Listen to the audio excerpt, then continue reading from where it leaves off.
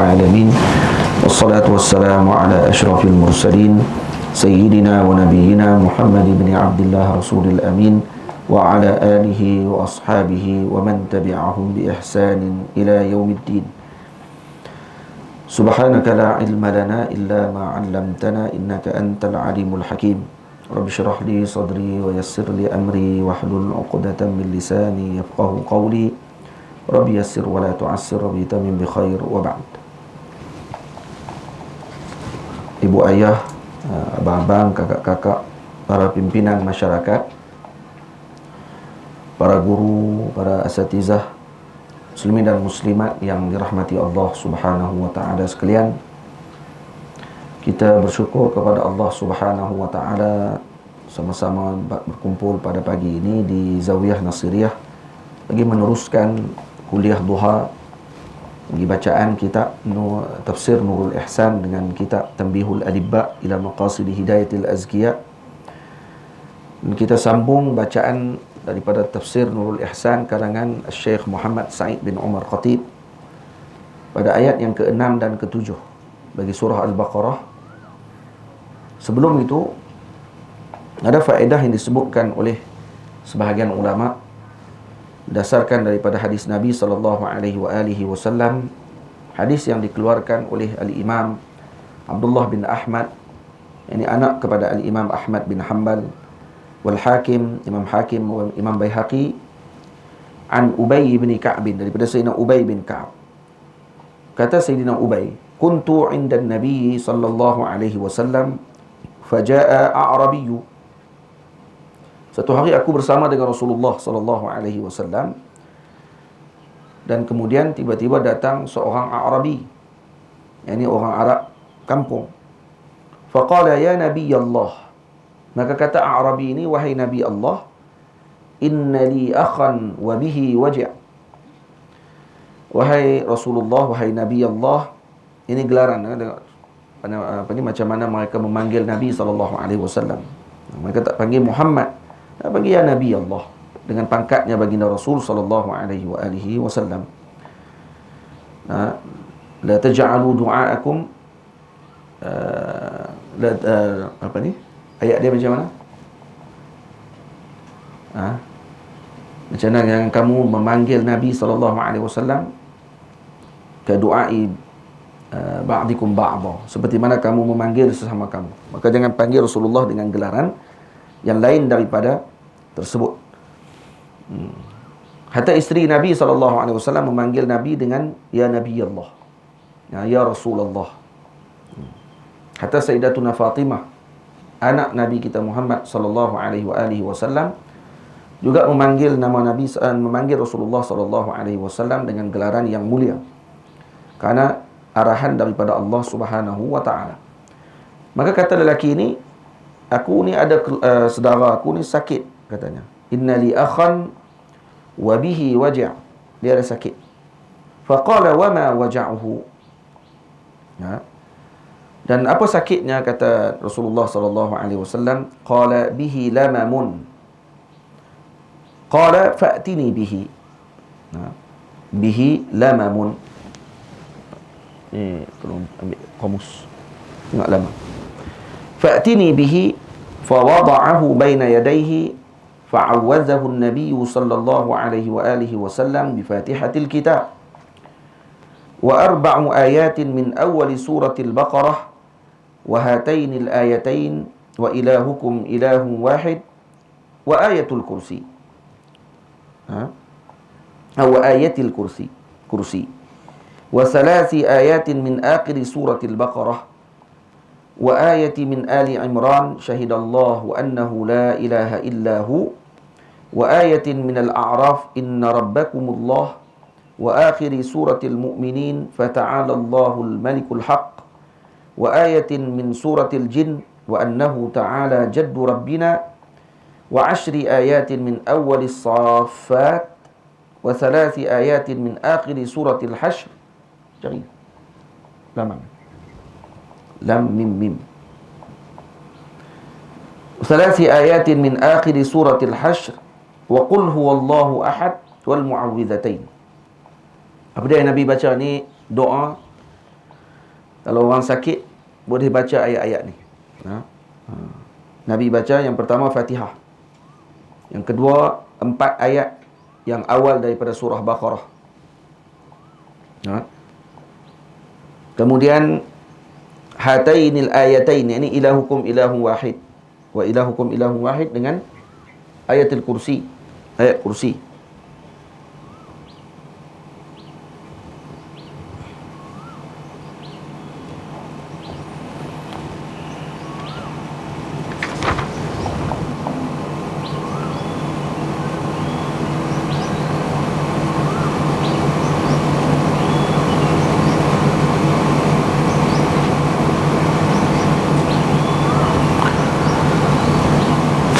Lamam maknanya di sini dalam Allahumma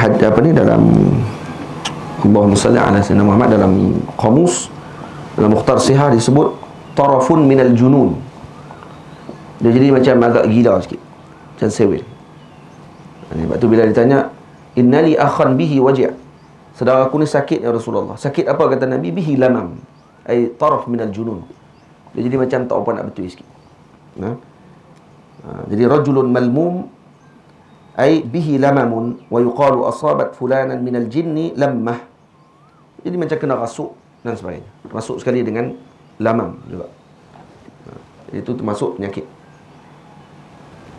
Jadi katanya bihi lamam maksudnya sakit taraf minal junun, maksud macam agak gila atau terkena dengan jin dan sebagainya. Itu termasuk sakit. Maka Nabi baca apa? Nabi letak tangan Nabi, Nabi dudukkan dia di depan Nabi sallallahu alaihi wasallam. Kemudian Nabi membaca kepadanya Fatihatul Kitab, baca Fatihah.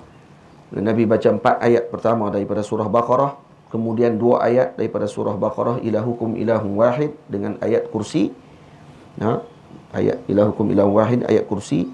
Kemudian 3 ayat yang terakhir daripada surah Baqarah. Kemudian 1 ayat daripada surah Ali Imran, iaitu syahidallah annahu la ilaha illahu, sampai habis ayat. Kemudian ayat daripada surah A'raf, inna rabbakumullah, dan kemudian akhir surah Mu'minin, fata'alallahul malikul haq. Kemudian ayat daripada surah Jin, wa annahu ta'ala jaddu rabbina, dan 10 ayat yang awal daripada surah Saffat, dan 3 ayat daripada surah Al-Hashr. 3 ayat daripada akhir surah Al-Hashr, akhir surah. Kemudian qul huwallahu ahad sekali, dan muawwidzatain, qul a'udzu birabbil nas dengan qul a'udzu birabbil falaq. Kemudian jadi apa? Faqama ar-rajulu ka'annahu lam yashtaki qattu. Bangun terus lelaki itu macam tak ada sakit apa. Setelah dibaca oleh Nabi SAW, lelaki tadi bangun elok dia, tak ada sakit apa. Ini berkat bacaan baginda Rasul sallallahu alaihi wasallam. Dalam riwayat Al-Imam Ad-Darimi dan Ibnu Daris daripada Sayyidina Ibnu Mas'ud radhiyallahu taala anhu, kata beliau, man qara'a 4 ayatin min awwali suratil Baqarah, siapa yang baca 4 ayat yang pertama daripada surah Al-Baqarah, dan kemudian baca ayat kursi, kemudian baca 2 ayat selepas ayat kursi, kemudian baca 3 ayat daripada akhir surah Baqarah, lam yaqrubhu wala ahluhu yauma idzin syaitanun. Lam yaqrubhu wala ahlahu yauma idzin syaitanun. Maka dia tidak akan didekati, dan ahli keluarganya juga tidak akan didekati oleh syaitan. Syaitan tak akan mendekati mereka. Wala syai'un yakrahuhu fi ahlihi wala malihi, dan tak akan didekati oleh sesuatu yang tidak disukainya berlaku kepada keluarganya dan juga kepada hartanya. Wala tuqra'u ala majnunin illa afaqa, dan tidak dibaca ayat ini kepada yang gila melainkan lega. Kalau gila baca ni lega. Ini hadis riwayat Al-Imam Ad-Darimi, Al-Imam Ibnu Munzir, Al-Imam At-Tabrani. Ada riwayat yang satu lagi disebut, man qara'a 10 ayatin min suratil Baqarah fi lailatin, siapa yang baca 10 ayat daripada surah Al-Baqarah pada waktu malam, lam yadkhul dzalikal bait syaitanun tilkal lailata hatta yusbiha. Kalau dibaca 10 ayat. 10 ayat mana ni? Inilah ayat yang kita baca tadi, sebut tadi. Iaitu ayat yang pertama, empat ayat yang pertama, ayat kursi.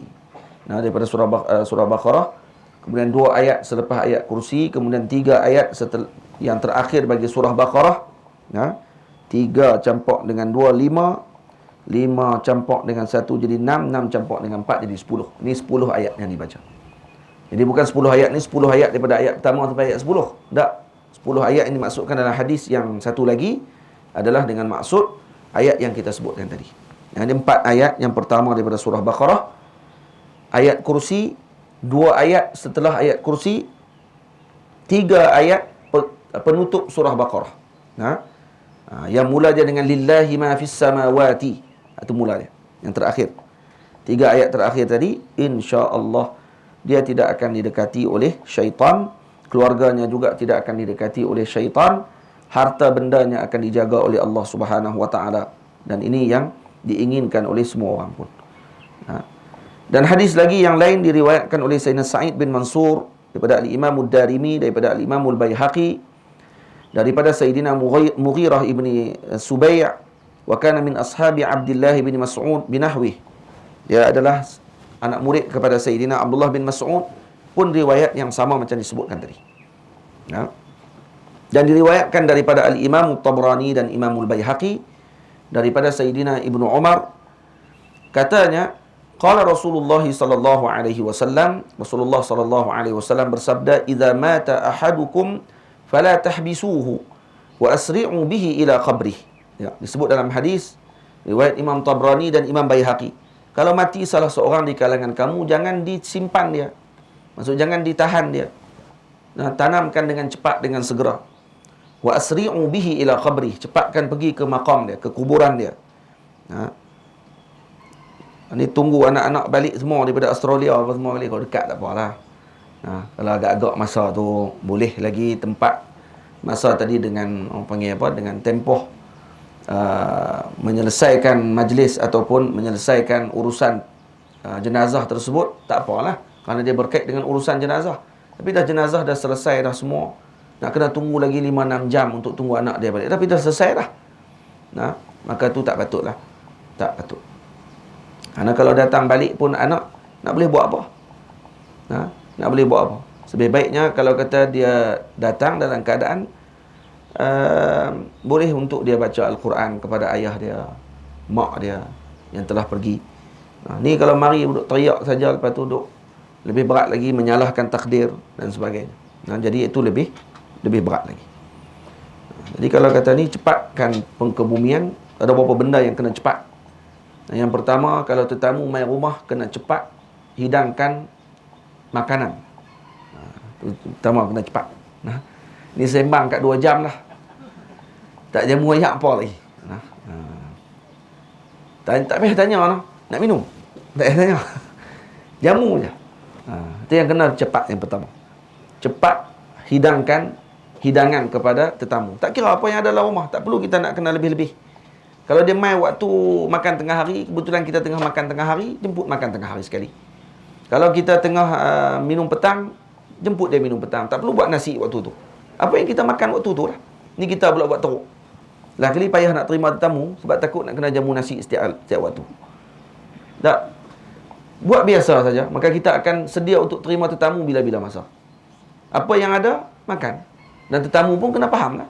Dah mari rumah orang, bukan kita nak mai. Mata-mata nak makan, dia bukan jemput kenduri. Kita mai nak jumpa dengan dia. Jadi dah boleh jumpa dengan dia, tu lah tujuan utamanya.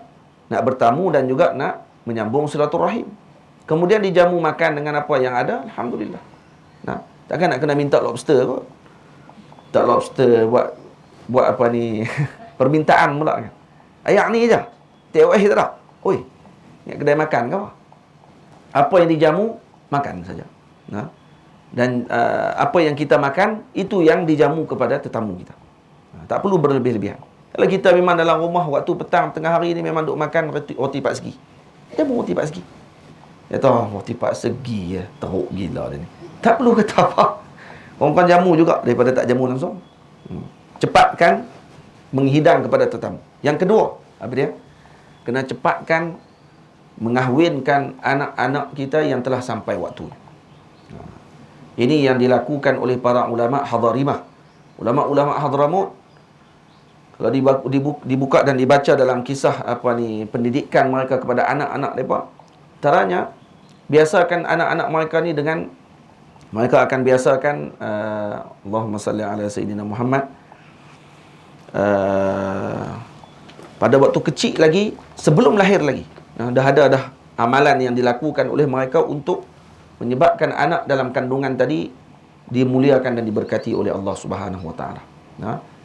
Nanti ada masa kita cerita sikit. Cuma salah satu daripada perkara yang mereka lakukan, budak-budak anak-anak kecil mereka akan biasakan kejut sebelum subuh.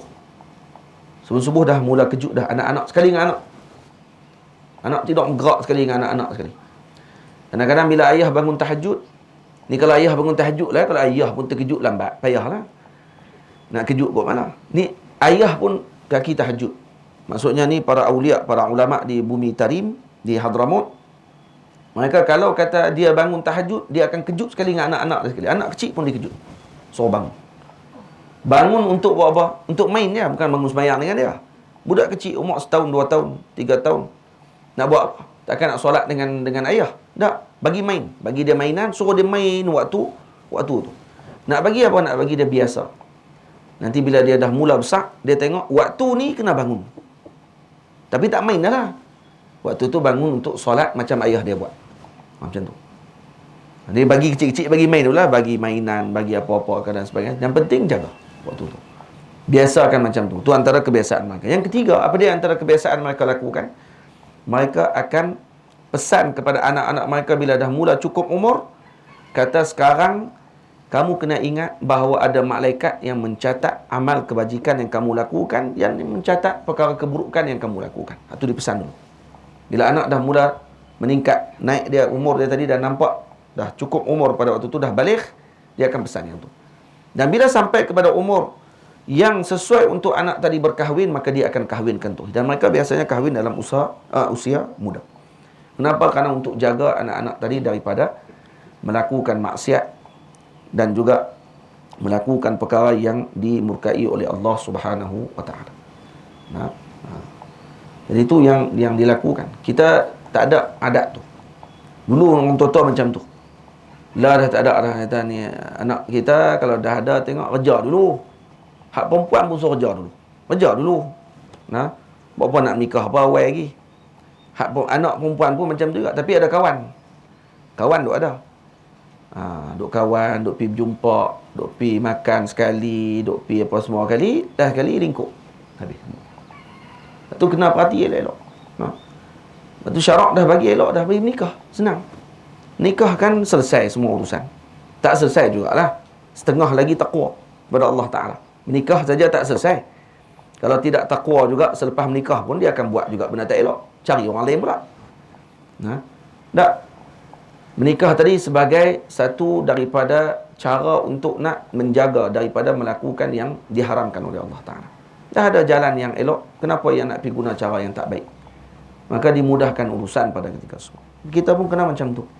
Kena macam tu jugalah. Waktu lah ni risau tengok kadang-kadang dengan anak-anak muda dan sebagainya yang dibiarkan, dan malah kadang dilarang oleh mak ayah dia, tapi dibiarkan pula anak dia untuk berpacaran. Boleh pula nak duduk laki dan perempuan. Yang penting tak nikah lagi pun tak apa. Kerana nak kena cari kerja, nak cari apa semua. Bila anak dia dah buat maksiat dah. Anak duk naik motor sekali dah. Pergi merata naik motor sekali, tapi kita biar pada waktu tersebut. Na'udzubillah min zalik. Moga Allah Ta'ala lindung kita daripada melakukan, kita pun tumpang sekali melakukan perkara yang diharamkan dan dilarang oleh syarak. Tamam? Jadi itu kena cepat. Yang kedua, anak sampai masa dia bagi menikah. Yang ketiga, apa dia?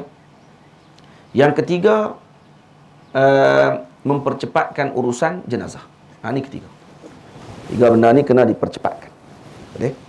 Kalau penuntut ilmu, dia ada benda lain yang dia kena cepat. Kalau penuntut ilmu pula, yang pertama dia kena cepat menulis. Kalau Tok Guru cakap apa, dia kena cepat tulis. Tulis lambat, tinggal habis semua apa yang Tok Guru cakap. Yang kedua, kena cepat makan. Kalau time makan, kena cepat. Kalau tidak, nanti buang masa tak makan saja. Yang ketiga, kena cepat berjalan. Jalan kena cepat mai ke kelas. Jalan kena cepat untuk nak pergi ke satu tempat. Tak boleh lambat-lambat. Ni 3 benda kena cepat bagi penuntut ilmu. Boleh no? Boleh lah tu. Pagi ni. Boleh 3 benda cepat, 3 kena cepat. Faham? Baik. Kemudian masuk dalam ayat yang ke-6 dan ke-7 daripada surah Al-Baqarah. Ahwalul musyrikin. A'udzubillahi minasyaitonirrajim. Bismillahirrahmanirrahim. Innal ladzina kafaru sawa'un 'alaihim a anzartahum am lam tunzirhum la yu'minun. Innal ladzina kafaru, bahawa segala mereka yang kafir. Seperti Abi Jahal dan Abi Lahab dan seumpama keduanya, sawa'un 'alaihim, bersamaan atas mereka itu, anzartahum, adakah engkau bertakut akan mereka itu, am lam tunzirhum, atau tiada engkau bertakut akan mereka itu, la yu'minun, tiada beriman mereka itu, yakni kerana diketahui Allah daripada mereka itu, maka jangan engkau tamak ya Muhammad pada iman mereka itu. Jadi dalam ayat ini munasabah Allah Subhanahu wa taala menyebutkan ahwalul musyrikin setelah ahwalul mukminin. Sebelum kan diceritakan tentang sifat orang-orang yang bertakwa daripada ayat yang pertama sampai ayat yang kelima daripada surah Al-Baqarah, cerita berkenaan dengan orang-orang yang beriman kepada Allah Subhanahu wa taala dan sifat-sifat mereka. Kemudian disebutkan setelahnya dengan ayat berkenaan dengan orang-orang yang bercanggah dengan yang disebutkan kepada yang beriman. Jadi hakikatnya lawan bagi yang pertama adalah yang kedua ni lah. Maksudnya tak perlu disebutkan satu persatu balik daripada ayat. Orang yang beriman mereka ini, yang pertama sifatnya beriman dengan perkara ghaib. Jadi tak perlu sebut lagi setelah tu. Orang yang kufur adalah tidak beriman dengan perkara ghaib. Orang yang beriman adalah yang beriman dengan apa yang diturunkan kepada Sayyiduna Rasul sallallahu alaihi wasallam. Kemudian ayat yang seterusnya pula nak kena sebut pula, orang yang tidak beriman adalah orang yang tidak mengikuti apa yang dibawa oleh Sayyidina Rasul sallallahu alaihi wasallam. Tak perlu sebut lagi. Maka cukup disebutkan dengan 2 ayat ini bahawa orang-orang yang kufur kepada Allah Taala, kamu beri peringatan kepada mereka ya Rasulullah, ataupun kamu tidak beri peringatan kepada mereka, la yu'minun, mereka tidak akan beriman kepada kamu. Kenapa? Karena telah ditutup hati dan mata kepala mereka dan juga pendengaran mereka daripada mendapatkan kebaikan dan diberikan rahmat oleh Allah Subhanahu wa taala. Itu. Jadi bila diturunkan ayat ni dan kenapa diturunkan ayat ini, khilaf ulama. Syekh Muhammad Sa'id bin Umar Khatib memilih salah satu daripada pandangan mufassirin, iaitu mengatakan bahawa segala mereka yang kafir seperti Abi Jahal dan Abi Lahab. Mula Tuan Guru dia sebut innal ladzina kafaru, ini segala mereka yang kafir. Maknanya mana-mana yang kafir kepada jalan Allah Taala. Baik, adakah umum macam tu saja? Mutlak kafir, semua orang kafir? Tak, kemudian beliau khususkan, iaitu seperti Abu Jahal dan seperti Abu Lahab. Ni yang mereka ini taifah makhsusah, maksudnya dengan satu kelompok yang khusus yang bukan ditujukan kepada semua. Mungkin ada yang kafir tetapi mereka diberikan oleh Allah Ta'ala hidayah. Yang ini kafir yang mana ni? Ini kafir yang tidak diberi hidayah. Ini kafir yang tidak diberikan petunjuk oleh Allah Ta'ala. Sebab tu jangan kita baca ayat ni kita nak apa ni, sama rata dengan semua golongan bukan Islam. Boleh kita kata innal ladzina kafaru sawa'un 'alaihim a anzartahum am lam tunzirhum la yu'minun. Mana boleh guna ayat ni untuk kita tak mau dakwah. Saya tak mau dakwah. Kenapa? Kerana Allah Ta'ala sebut dalam Quran, orang kafir ni, kalau kamu bagi dia peringatan, kan tak bagi peringatan, kan mereka tetap tak beriman. Baik, semua? Bukan semua orang kafir. Sebab tu ulama syarahkan seperti Abi Jahal dan seperti Abu Lahab dan seumpama keduanya. Maknanya, ini kelompok kafir yang inat, kafir yang menolak. Bukan jenis kafir yang mana mereka ini hanya ditutup daripada melihat kebenaran. Kalau dibuka hijab tadi, mereka akan ikut kebenaran tadi. Boleh faham? Itu maksud dia. Sebab tu ada sebahagian ulama kata yang dimaksudkan dengan turun ayat ni kepada golongan Yahudi. Maksud kafir tadi kafaru, innal ladzina kafaru. Alladzina kafaru tadi siapa? Ialah golongan Yahudi yang berada di sekeliling Madinah. Ini pandangan Sayyidina Abdullah bin Abbas radhiyallahu taala anhuma. Sebahagian lagi kata ini diturunkan kepada pemimpin-pemimpin peperangan Ahzab, perang Khandaq. Nah, katanya ini mereka turun ayat ni kepada mereka. Ini pandangan Al-Imam Abul Aliyah. Dan ada pandangan yang sebut seperti mana yang disebutkan oleh Sayyidi Al-Imam Syekh Muhammad Sa'id bin Umar Khatib, pengarang kitab ini. Nah, Abu Jahal, Abu Lahab dan seumpamanya. Ini pandangan Ad-Dhahak. Nah, dan juga ada sebahagian lagi kata Abu Jahal dan juga 5 ahli keluarganya. Satu rumah. Abu Jahal ni adik-beradik anak dia, bini dia sama naik semua. Geng satu rumah ni. Satu rumah tak berkenan dengan Rasulullah sallallahu alaihi wasallam. Dia kempen sekali dengan anak-anak bini dia sekali. Ini pandangan Al-Imam Dhahak. Dan satu lagi pandangan kata yang dimaksudkan dengan innal ladzina kafaru, ini siapa kafaru ni? Alladzina kafaru ni adalah Abu Jahal dan juga Ashabul Qalib. Apa dia Ashabul Qalib? Yang orang yang dilemparkan dalam telaga waktu ketika peperangan Badar. Siapa dia? Abu Jahal, Syaibah ibni Rabi'ah, Uqbah ibni Abi Mu'aid, Utbah ibni Rabi'ah dengan Walid ibni Utbah. Ini golongan yang dilemparkan dalam telaga waktu ketika peperangan Badar. Nah, dipanggil Ashabul Qalib, dia panggil. Qalibul Badr. Qalib maksudnya telaga. Maksudnya orang yang dilemparkan dalam telaga Badar. Nah, di Badar ada telaga yang dilemparkan jenazah ataupun mayat golongan musyrikin waktu setelah peperangan Badar. Abu Jahal waktu ketika mana dia nak mati dalam perang Badar, Nabi SAW suruh seorang sahabat, Sayyidina Abdullah bin Mas'ud, suruh pergi tengok siapa dia nak pergi tengok Abu Jahal macam mana keadaan dia. Abdullah bin Mas'ud kata saya akan pergi tengok. Abdullah bin Mas'ud pun jalan. Sayyidina Abdullah bin Mas'ud orang dia kecil. Dalam riwayat kata Sayyidina Abdullah bin Mas'ud tinggi dia sama dengan kita ketika duduk. Kita kalau duduk dia sama tinggi dengan kita. Ini Sayyidina Abdullah bin Mas'ud. Dia orang kerdil, kecil, tapi alim, faqih di kalangan sahabat, guru para sahabat Nabi radhiyallahu alaihim ajma'in. Ini Sayyidina Abdullah bin Mas'ud radhiyallahu taala anhu. Dan dia pemegang kasut Nabi sallallahu alaihi wasallam. Pemegang capal Nabi sallallahu alaihi wasallam. Sayyidina Abdullah bin Mas'ud pun jalan, pergi tengok di celah-celah musyrikin yang terbunuh dalam perang Badar.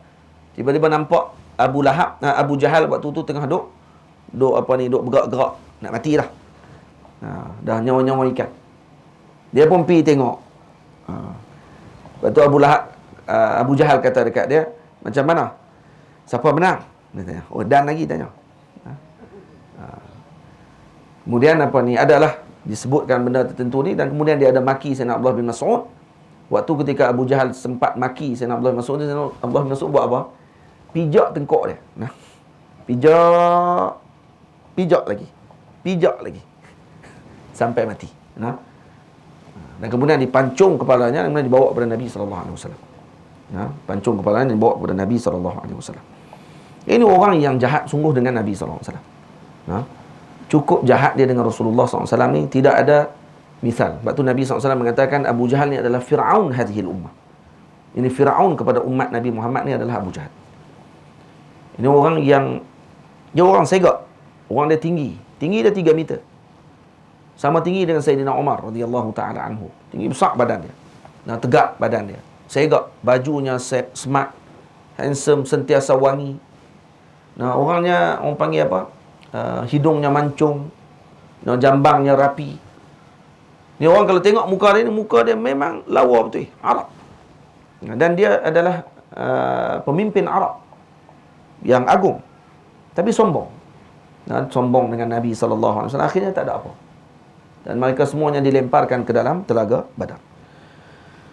Tuan-tuan pergi ke Badar, waktu sekarang ni kalau pergi, tempat kawasan musyrikin duduk sampai lah tak tumbuh pokok kurma. Dia ada 2 kawasan. Kalau pergi tengok belakang Masjid Aris tu, Masjid Arish, tempat Nabi SAW duduk berkemah dekat atas bukit, sebelah bukit tu, sebelah masjid tu. Di belakang, kalau tengok belakang masjid, Dia ada dua kawasan. Kawasan tak tumbuh pokok kurma, kawasan tumbuh pokok kurma. Hak tumbuh pokok kurma ni kawasan muslimin. Orang muslimin yang buat, golongan sahabat Nabi SAW buat kemah dulu di kawasan tu. Musyrikin buat di sebelah tu. Ataupun waktu tu peperangan berlaku di tengah-tengah tu, dekat medan tu. Musyrikin jatuh banyak di kawasan tu, mati. Dan sampailah tak tumbuh pokok kurma. Pokok kurma tak ada. Nampak tak? Kira bumi pun jadi, orang panggil apa? Jadi panah dengan sebab adanya orang-orang yang melawan dengan Sayyidina Rasul sallallahu alaihi wasallam. Jadi itu antaranya. Kemudian ada pandangan lagi kata kafirun, yang dimaksudkan di sini alladzina kafaru di sini adalah musyrikil Arab.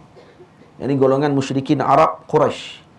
Yang Arab Quraisy yang ada pada zaman Nabi sallallahu alaihi wasallam. Sebahagian lagi mengatakan dimaksudkan dengan musyriki alladzina kafaru adalah munafiqin. Ini golongan munafik. Dan apa hikmah Nabi SAW tidak berdoa? Cuba tengok di sini. Dalam ayat ni, baginda Rasul SAW tidak berdoa kepada Allah seperti mana doanya Sayyiduna Nuh alaihi salam kepada kaumnya. Kaum Nabi Nuh, ketika mana Nabi Nuh mengetahui bahawa Allah Ta'ala menyebut annahu lan yu'mina min qaumika illa man qad aman. Maksud mereka tidak akan beriman kepadamu wahai Nuh, melainkan yang beriman kepada kamu sahaja pada waktu tersebut. Berapa orang? 80 orang dalam riwayat. Nabi Nuh berdakwah selama berapa tahun? Berapa tahun? 950 tahun dekat 1000 tahun dakwah. Nabi Nuh diutus oleh Allah umurnya 40. Berdakwah selama 950 tahun, campur dengan 40 jadi 990 umur dia. Dan kemudian Nabi Nuh alaihi salam setelah orang panggil berlakunya tufan ataupun banjir besar, Sayyidina Nuh alaihi salam naik kapal pula dan hidup pula setelah tu berapa tahun? Lebih kurang 60 tahun. Jadi 60 campur dengan 990, 1050 tahun. Lebih kurang, no? Jadi umur Sayyidina Nuh alaihi salam 1050 tahun. Nabi Nuh umurnya 1050 tahun, bukan umurnya 950. 950 tu umur dakwah Sayyidina Nuh alaihi salam. Berapa orang yang ikut? 80 orang. 80 orang yang ikut. Ni ramai lagi kita buat kuliah di Zawiyah. Kalau buat di Zawiyah hari pertama buat kuliah pun 50 orang dah mai. Hari pertama mai, hari kedua mai 100 orang. Lebih dah, baru 2 hari. Sabarnya Nabi Nuh ni luar biasa. Kalau kita nak dakwah tengok-tengok tak ada orang mai lah. Agak-agak lah duk buat kelas kerusi ya banyak. Macam mana keadaan Tok Guru tu? Kita biar pergi ke depa lah. Nabi Nuh sabar. 950 tahun bukan pendek. Panjang masanya, dan kemudian sabarnya Nabi Nuh dihina, dilakukan yang tidak baik kepada beliau. Macam-macam dilakukan. Bila mana diturunkan ayat Allah Ta'ala menyebut annahu lan yu'mina min qaumika illa man qad aman. Maksud tak akan beriman melainkan yang beriman sahaja. 80 orang tu saja. Maka Nabi Nuh angkat tangan, ya Allah, turunkan balak kepada yang baki ini. Maka Allah Ta'ala turunkan hujan daripada atas dan keluarkan air daripada bawah, dan akhirnya tenggelam satu bumi pada waktu tersebut. Karena doanya Nabi. Tengok doa Nabi Nuh. Macam mana keadaan doa Nabi tadi? Kalau kata didoakan oleh seorang Nabi, apa yang berlaku? Tengok apa yang berlaku kepada kaum dia. Satu dunia, bukan kaum saja, satu dunia tenggelam dengan doanya Sayyidina Nuh AS. Doa para anbiya ni jaga-jaga. Doa para anbiya alaihi wassalatu wassalam ini agung. Baik, Rasulullah sallallahu alaihi wasallam ketika turun ayat ni, innal ladina kafaru sawa'un alaihim a anzartahum am lam tunzirhum la yu'minun. Maksudnya, wahai Rasulullah, tak perlu kamu tamak. Tengok disebut dalam kitab ni, kerana diketahui daripada Allah akan mereka itu, Allah Ta'ala tahu bahawa mereka tidak akan beriman, maka jangan engkau tamak ya Muhammad pada iman mereka itu. Sayyidina Rasul sallallahu alaihi wasallam tetap optimis menyampaikan dakwah kepada golongan ini walaupun tahu mereka tak akan beriman. Dan Nabi tak angkat tangan, ya Allah, hancurkan kaum musyrikin Makkah. Tak. Kenapa? Kerana Nabi SAW bersifat rahmat kepada umat Nabi Muhammad SAW. Dan Nabi menyimpan doa Nabi yang paling agung untuk umat di akhirat nanti. Iaitu ketika mana di padang mahsyar diberikan kepada umat ini dengan syafaatul uzma.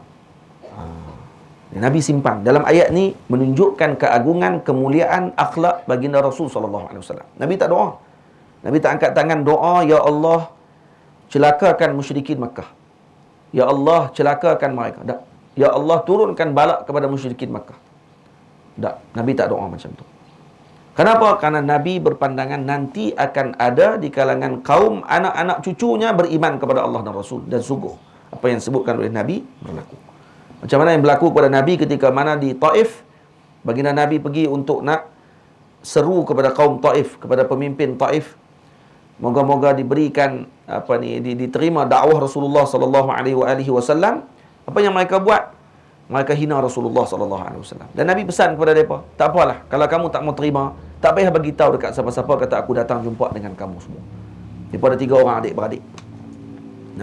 Yang Nabi jumpa dengan mereka ketua-ketua, dan akhirnya dia main-main. 3 orang ni main-main. Dan hina pula Rasulullah. Dan kemudian dah dijanji dah dengan Nabi SAW, kata tak akan bagi tahu juga. Beritahu kat budak-budak. Sekali kalau dia lalu, kamu duduk kat tepi jalan, pakat baling batu seorang sikit. Sampai berdarah kaki Nabi SAW. Dan dilindungi oleh Sayyidina Huzaifah Ibn al-Yaman. Minta maaf, Sayyidina Zaid Ibn Harithah. Sayyidina Zaid bin Harithah, bantu Nabi, kekasih Nabi SAW, juga bersama dengan Rasulullah pada hari tersebut. Jadi sampai ni berdarah kaki Nabi, penuh dalam kasut Nabi SAW. Faham? Tapi ada Nabi doa tak? Waktu Nabi berehat di satu tempat, ada satu tempat tu namanya Masjid Qur' katanya. Masjid Qur' ni tempat Nabi letakkan, orang panggil apa, siku Nabi katanya, untuk Nabi bersandar sekejap dan kemudian berlekuk tempat tu. Batu tu berlekuk. Ada masjid tu ada, tapi dah ditutup oleh, tapi kata boleh pergi juga. Kalau kita lalu tepi jalan, masjid ada bawah bukit dekat Taif. Dekat masjid tu lah Nabi berehat sebentar. Sebelah masjid tu ada kebun Sayyidina, kebun Addas. Dia panggil kebun Addas. Addas ini hanya pembantu di kebun tu. Dia kerja je di kebun tu. Kebun tu milik Utbah dengan Syaibah. Utbah dengan Syaibah, dua orang adik-beradik, yang mana mereka pemilik kebun tersebut.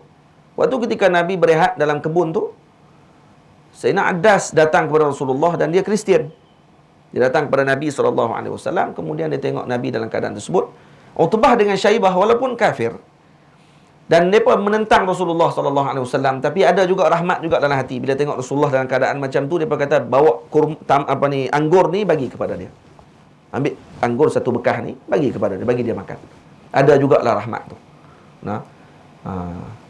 Jadi dia pun bawa, Addas pun bawa anggur tadi pergi kat Rasulullah SAW, sampai dekat Nabi SAW. Maka Sayyidina Addas tengok Rasulullah ambil buah anggur tadi dan mengucapkan bismillah. Nabi sebut bismillah.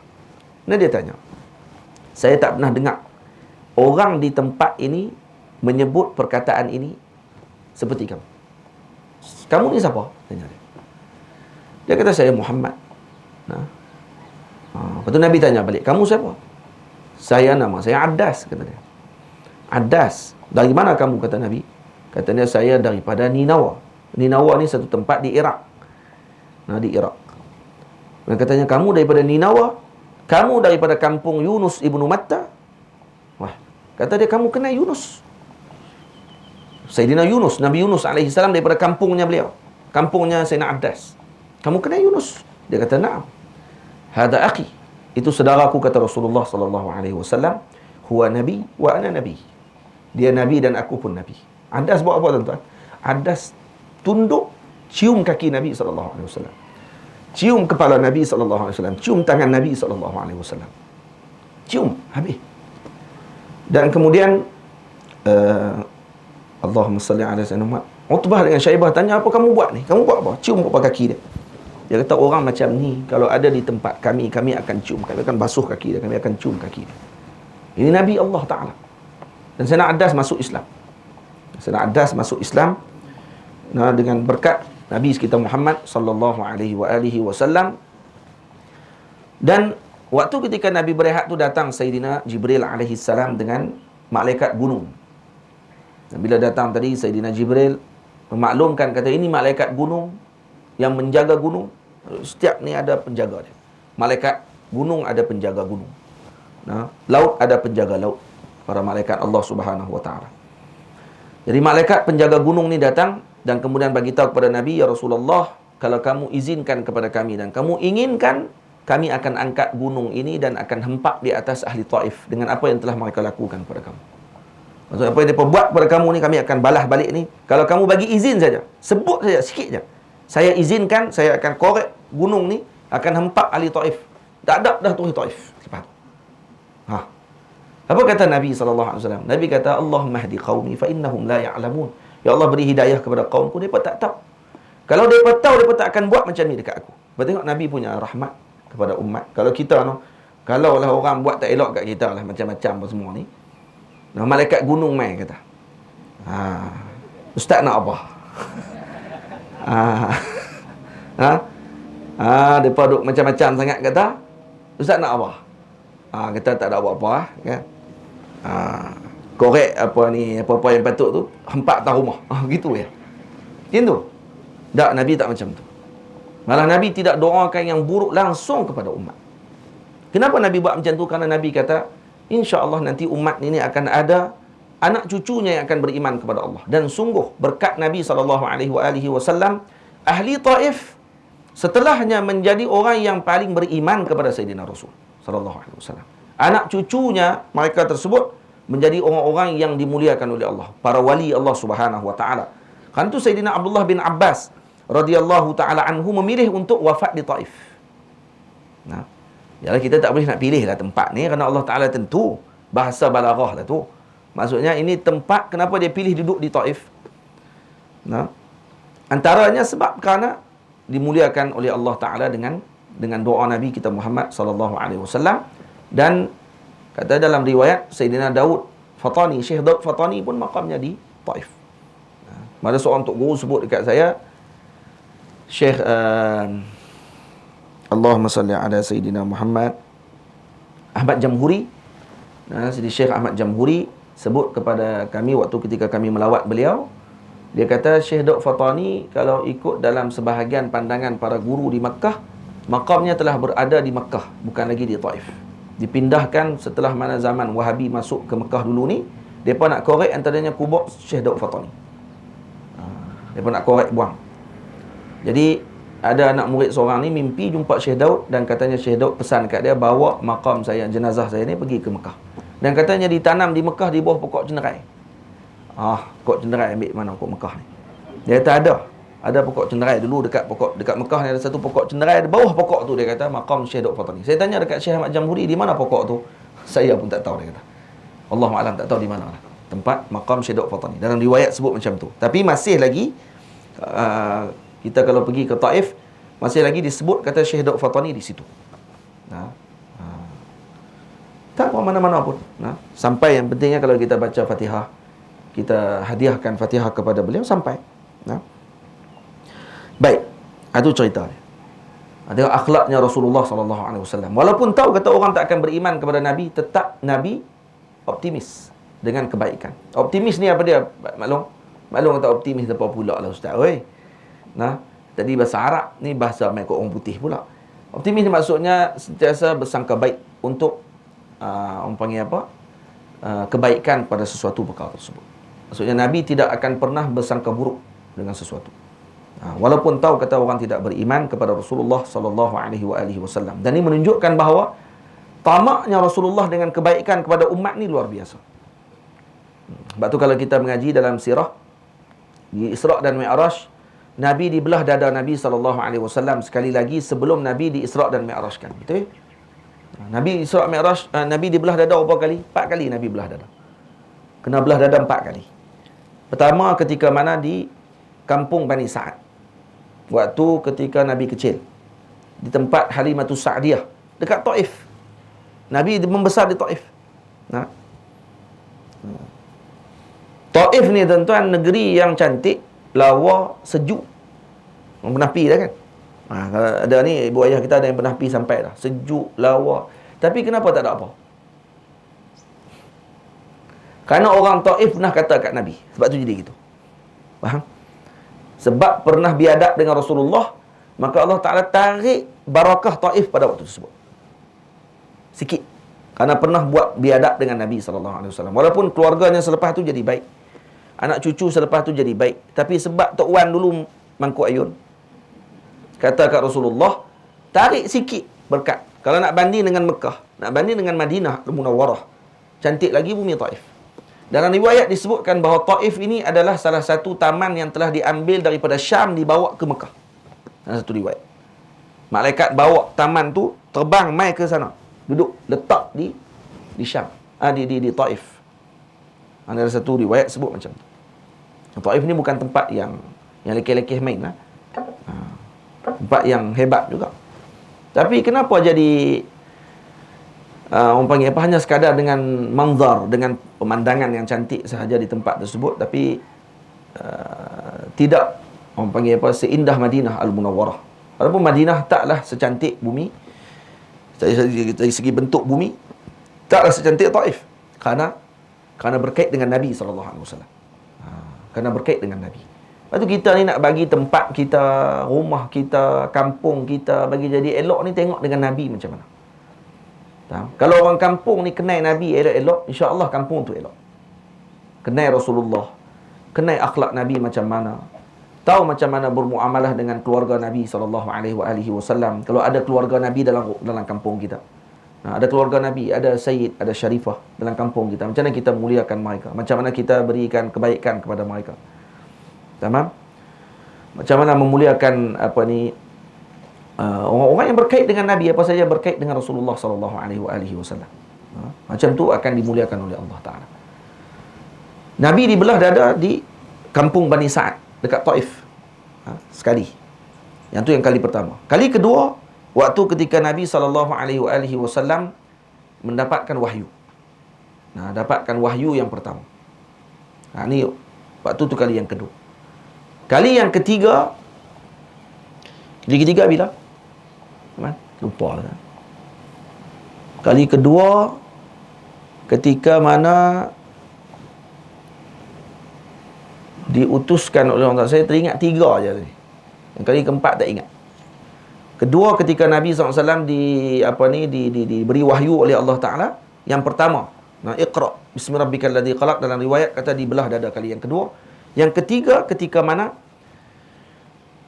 sebahagian kata ketika qum fa'anzir, ya ayyuhal muddaththir qum fa'anzir. Itu kali yang ketiga yang ingat. Yang keempat, bagi ulama kata ketika mana Nabi nak di Isra' Mi'rajkan.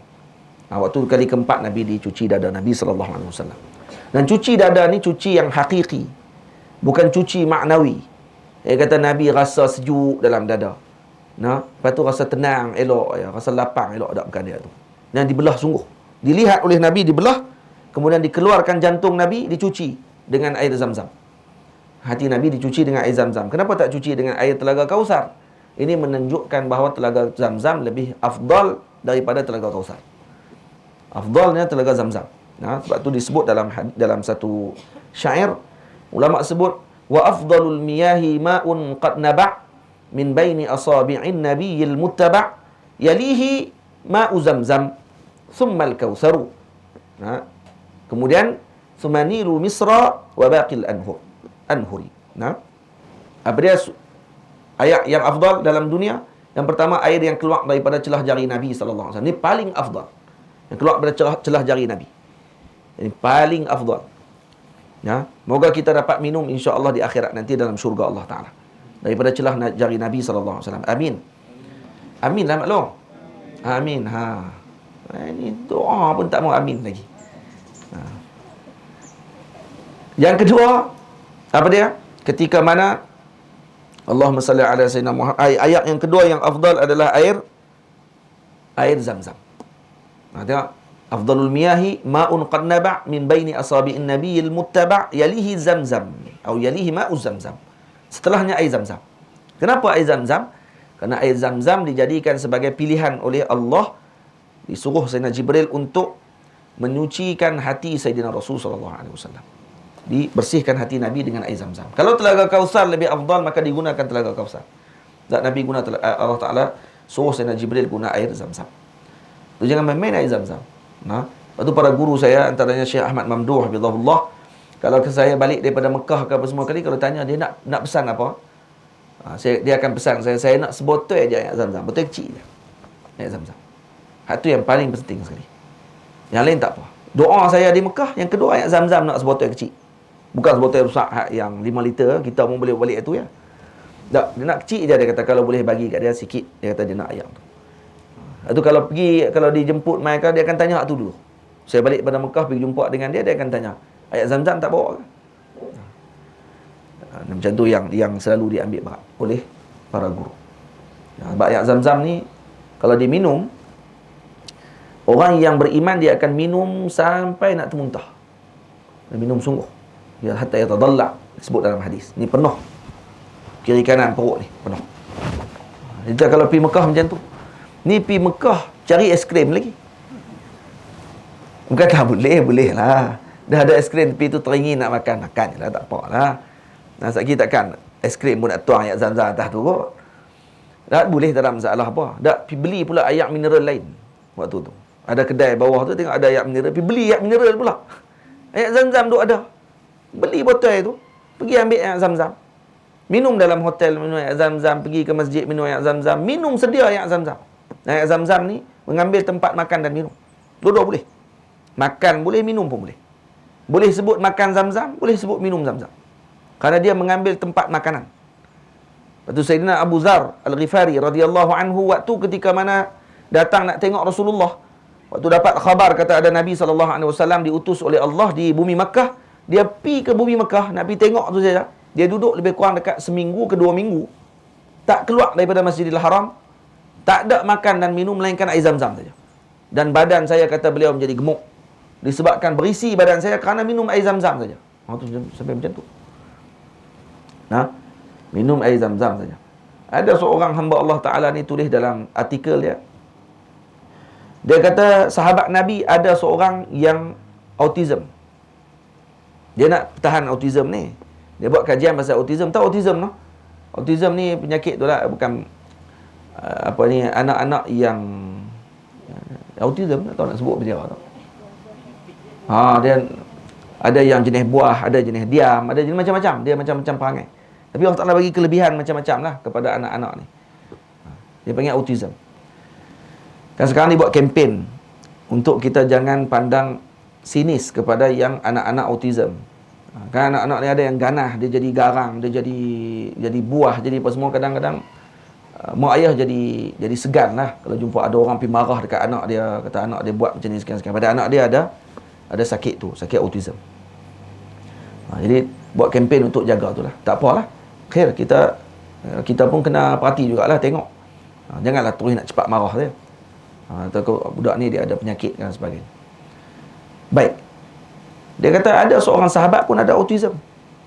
Siapa dia? Sayyidina Abu Zar. Oi, kok mana saya kata? Macam mana dia boleh kata Sayyidina Abu Zar pun ada autism? Dia panggil wild autism. Jadi wild autism ni dia tak ada penyakit suka buat orang. Dia buat kerja dia sendiri. Dia jenis buat kerja sendiri, dia duduk sorang-sorang, dia tak tanya orang apa semua. Dia ada jenis tu. Lepas tu ada panggil budak-budak autism ni, dia ada panggil-panggil tertentu khas. Kadang dia suka main benda. Dia tengok panggil macam benda-benda apa-apa yang dia suka main, tak kira dia main. Dia suka pusing-pusing ni. Dia jumpa benda yang boleh pusing, dia akan pusing. Ada jenis tu. Macam-macam lah, ada lah kajian buat. Lepas tu dia kata Al-Imam Sayyidina Abu Zar Al-Ghifari, sahabat Nabi ni pun kena autism. Apa dia bukti dia? Kata dia kerana dalam sirah disebut waktu Sayyidina Abu Zar datang nak bertemu dengan Rasulullah, dia duduk di bumi, dalam Masjidil Haram saja sampai 2 minggu, minum air Zam-Zam je. Tak tanya kat siapa, tak tanya apa. Dia kata ni salah satu daripada sifat autism. Kemudian dia pergi pula ke Sayyidina Ali jumpa. Sayyidina Ali tanya, kenapa kamu datang sini? Sayyidina Ali duduk tengok, dia perhati setiap hari. Dia kata dia, kerana saya datang nak jumpa dengan Nabi SAW, cari khabar tentang Nabi. Sayyidina Ali kata, boleh. Mai duduk di rumah aku, kata Sayyidina Ali. Mai duduk di rumah aku, bermalam di rumah aku. Kemudian akhirnya Sayyidina Abu Zar pun terima pelawaan Sayyidina Ali dan duduk di rumah Sayyidina Ali 3 hari. Dan dalam 3 hari itu, dalam sirah disebut Sayyidina Abu Zar dia akan keluar waktu pagi, dia akan balik waktu petang ataupun malam. Dan Sayyidina Ali pun tak tanya dekat dia langsung apa yang dia buat, dan dia pun tak cerita apa langsung kepada Sayyidina Ali dalam masa 3 hari tadi. Dia kata ni pun pelik, dia kata. Ni hak tulis tu lah. Ni pun pelik, dia kata. Takkan pergi duduk rumah orang 3 hari tak sembang langsung. Dia kata ni salah satu sifat autism. Ini telahan yang bodoh yang dilakukan oleh sebahagian penulis. Faham? Saya kata bodoh. Bodoh kenapa? Kerana tak tahu adat Arab. Syekh Khidri Bik rahimahullahu ta'ala dalam kitab Nurul Yaqin. Nurul Yaqin, kitab ringkas dalam bab sirah. Dia tulis apa? Sayyidina Abu Dzar duduk 3 hari tak bersembang dengan Sayyidina Ali. Sayyidina Ali pun tak tanya dekat dia. Kerana ini adat Arab. Arab, kalau orang datang jadi tetamu, dia tak akan tanya 3 hari buat apa. Ikut suka, buat apa pun. Han nak pergi mana, Han nak pergi mana. Tu hak dia. Selepas 3 hari baru akan ditanya. Sayyidina Ali tanya kepada Abu Dzar selepas 3 hari. Waktu 3 hari pertama tak ditanya, bukan autism. Kerana adat Arab. Apa api tuduh Sayyidina Abu Dzar autism? Pelik kita dengan orang ni kadang-kadang dia nak menangkan hujah dia. Dia terpaksa kona cari habis semua dalil nak buat kata dia betul. Padahal baca pun tak betul. Faham tak? Jadi jangan lagi kalau ada lah kok mana tahu orang Pedu suka membaca. Lebih baca pasal artikel Mak Saleh tu, artikel Mak Saleh tu. Artikel orang putih bila diterjemah lah. Dia kata ni adalah mild autism dia panggil. Mild ke wild autism? Mild autism. Dia kata ni macam Sayyidina Abu Dzar kena juga penyakit tersebut. Kan dia. Tu adat Arab. Tak bersembang 3 hari dalam rumah orang walaupun duduk dalam rumah tetamu tadi. Itu hak yang diraikan privasi dia oleh pemilik tuan rumah tersebut. Tuan rumah akan raikan privasi tetamu dia. Kamu nak buat apa? Kamu nak pergi mana 3 hari ni? Saya tak akan tanya. Kerana tu hak kamu. Nanti kamu tak senang pula nak duduk di rumah saya. Tu zaman dulu lah. Zaman lah tak boleh dah. Zaman lah mana ada orang boleh ketuk pintu rumah orang nak main bertamu di rumah 3 hari. Habislah rumah tu. Ada zaman lah boleh. Zaman lah dah ada homestay. Zaman lah dah ada hotel. Zaman lah dah ada tempat-tempat penginapan. Masjid pun kadang ada buat tempat duduk untuk orang-orang bermusafir, dipanggil rumah musafir dan sebagainya. Jadi sebab tu keperluan pada zaman lah, dan juga disebabkan kerana berlaku perubahan pada akhlak dan juga suasana yang berbeza pada waktu sekarang dengan zaman dulu, menyebabkan tidak ada lagi sunnah tersebut.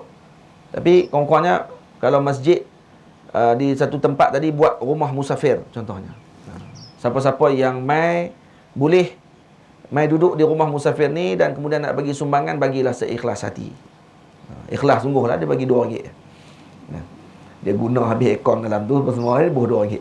Ikhlas betul dia. Hak ni yang saya ikhlas, dia kata. Baik, tak apalah, tak letak syarat apa pun, orang mai duduk. Ini pun sunnah yang bagus, yang baik. Kerana orang yang kalau kampung ni dia ada rumah tetamu dan menerima tetamu ni, ini tanda kampung yang baik. Pedu ni antara ni kat lah kan, kalau buat anak angkat ke apa ke, karam tu ya. Orang kampung kita ni dia ambil sungguh. Ambil anak angkat universiti sampai 10 universiti lah. Anak angkat daripada universiti tu kat 20 orang dah anak angkat dia. Anak dia mendapat jamu macam tu. Ni kampung yang baik. Antara tandanya adalah melayani tetamu dengan baik. Ini kampung yang baik, insya-Allah. Baik. Kemudian apa dia cerita ni? Cerita apa tadi? Ayak apa ni? Ayak Zam-Zam. Ayak Zam-Zam. Dibelah dada Nabi, dibasuh dengan air Zam-Zam. Jadi air Zam-Zam air yang terbaik.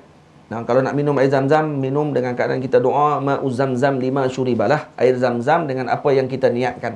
Waktu nak minum air Zam-Zam, doa macam tu. Ma'uz Zam-Zam lima syuribalah. Tu doa minum air Zam-Zam. Ma'uz Zam-Zam lima syuribalah. Saya tak ingat juga air Zam-Zam dengan apa yang diniatkan dengannya ketika minum. Baca doa tu, minum. Kita niat apa waktu tu? Niat nak bagi dapat ilmu, minum. Satu teguk. Niat nak bagi jadi orang yang soleh, minum. Niat nak kaya, minum. InsyaAllah. Sayyidina Al-Imam Sa'id ibn Jubair berdoa kepada Allah ketika minum air Zam-Zam. Dia doa apa? Ya Allah, dengan tegukkan Zam-Zam ni, moga aku di akhirat nanti, di padang mahsyar, tidak akan dahaga di akhirat nanti. Itu dia. Itu doa ni. Doa ni doa yang agung. Maksudnya sentiasa mendengar dan melihat dan memandang kepada yang akan datang, yang lebih besar. Itu sepatutnya kita doa macam tu. Ini doa nak yang dekat-dekat ni saja. Nak kaya. Doa nak itu, nak ini. Doa bagi himmah qasirah. Rendah kita punya himmah kita. Tiru himmahnya para salihin. Nak yang tinggi-tinggi. Nak duduk dengan Rasulullah sallallahu alaihi wasallam. Nak duduk dalam syurga Allah Taala. Minum. Niatnya macam tu, insya-Allah. Tamam? Lepas tu yang ketiga tu simpanlah sikit. Nak kaya, nak ni. Satu yang ketiga. Dah dua dah doa dah. Hak ketiga tu doa lah. 5, 6 lepas tu minum lagi. Doa lagi yang lain pula. Jangan tinggal. Boleh. Kemudian apa kata Allah Subhanahu Wa Taala? Nanti kita akan sebut pula minggu depan.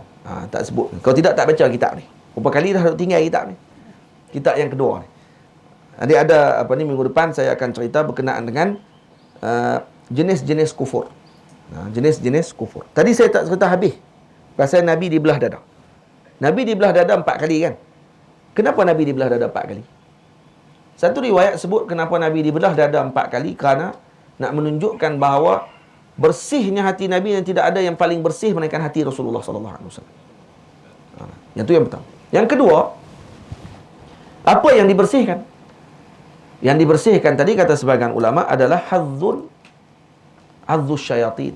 Ini tempat syaitan duduk. Tempat syaitan duduk. Maknanya dalam hati Nabi ada tempat syaitan boleh bertengik. Macam tu. Ini sebab tu sebahagian ulama kata, ini ba'id daripada Nabi SAW. Ini jauh daripada Rasulullah. Sayyidina Umar radhiyallahu ta'ala anhu, sahabat Nabi, tak pernah dibelah dadanya dicuci oleh Sayyidina Jibril dengan Mikail. Pun syaitan tak berani dengan dia. Sayyidina Umar disebutkan oleh Rasulullah, tidaklah Sayyidina Umar melalui satu jalan dan ingin melalui satu jalan melainkan syaitan akan tercirit lari daripada tempat tersebut. Dia tak lalu lagi, baru nak lalu. Syaitan tahu dah kata Sayyidina Umar nak lalu, cirit dah, lari, habis. Cempera habis semua. Kenapa? Kerana Sayyidina Umar nak lalu di tempat tersebut. Maksudnya, ada di kalangan umat ini yang syaitan tak akan mampu dekat dengan dia. Betul lagi nak duduk dalam hati dia. Tak akan mampu. Mai dekat dengan dia pun tak boleh. Dia nak lalu jalan pun dah tak boleh dah. Macam mana nak mai duduk dekat dengan dia? Tak akan boleh mampu untuk nak goda. Walaupun tengah duduk tidur, Sayyidina Umar. Itu kehebatan Sayyidina Umar radhiyallahu ta'ala anhu. Sebab tu dalam hadis bila disebut, setiap di kalangan kamu, kata Rasulullah, ini akan diikat dengan salasi uqad. Salasi uqad. Maksudnya 3 ikatan yang akan diikat oleh syaitan. Pada waktu malam kita tidur. Betul tak? Kalau kita bangun, yang pertama kita mengucapkan Allah, iaitu zikrullah, akan terputus ikatan yang pertama. Kemudian kita ambil wudu, akan terputus ikatan yang kedua. Kita menunaikan solat, putus ikatan yang ketiga. Maka kita akan bangun dalam keadaan nasyitan. Bangun dalam keadaan semangat pagi tersebut. Tapi kalau tak terputus 3 tu, bangun dalam keadaan yang kaslan, malas, lemah badan dan sebagainya. Kenapa? Kerana ikatan 3 tadi masih tak terputus. Bayangkan kalau tiap-tiap hari macam tu, berapa puluh ikatan kat badan ni. Nah, kalau orang nampak dengan pandangan mata batin, dia akan nampak kata Pak Long ni habislah badan dia jadi mumia lah. Nah, kena ikat habis semua je nak bergerak elok. Itu otak tak pergi ke depan. Baik, adakah semua orang macam tu? Dia Nabi kata setiap kalangan kamu akan diikat dengan 3 ikatan. Nabi kata setiap di kalangan kamu, bukan aku, kata Nabi. Aku tak akan diikat oleh syaitan. Itu maksudnya. Yang kedua, setiap semua, tak semua. Kerana ada di kalangan sahabat yang tak akan diikat. Seperti siapa? Sayyidina Abu Bakar, Sayyidina Umar. Ini antara sahabat yang tak akan didekati oleh syaitan. Syaitan tak akan mampu dekat dengan mereka. Sahabat Nabi hebat. Sayyidina Abi Hurairah waktu duk jaga Baitul Mal, duk jaga harta umat muslimin, Sayyidina Rasul bagi tugas kepada beliau untuk jaga. Iblis mai waktu malam, syaitan mai waktu malam duk curi. 3 kali dia tangkap syaitan, bukan tangkap orang. Tangkap syaitan, pegang syaitan, tangkap. Kok pergi dekat Nabi lah. Dia kata, hancuri, dia kata. Dia kata, tolong. Janganlah bagi jangan tangkap saya, jangan bawa apa saya kat Rasulullah. Mengadu lah. Duk merayu pada Sayyidina Abu Hurairah. Sayyidina Abu Hurairah kata, baik, tak apa. Aku lepas malam ni, jangan buat lagi. Esok buat lagi. Tangkap sedah lagi. Boleh tangkap syaitan ni, bukan tangkap orang. Tangkap syaitan, pegang ni. Nak pergi kat Nabi. Kali ketiga kena tangkap, dia pun kata, saya nak ajar kamu satu benda kalau kamu lepas saya. Apa dia? Kalau kamu nak bagi syaitan takut, baca ayat kursi. Syaitan kata. Syaitan yang kata. Kalau kamu nak bagi syaitan takut, baca ayat kursi, dia kata. Syaitan takut dengan ayat ni. Nabi Muhammad kata, okey, macam tak apa. Dapat ilmu.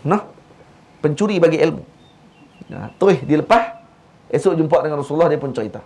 Dan Sayyidina Abu Hurairah baru cerita, kata, pelik. kaki dia kambing. Yang dia tangkap ni kaki kambing, badan ni ada bulu-bulu.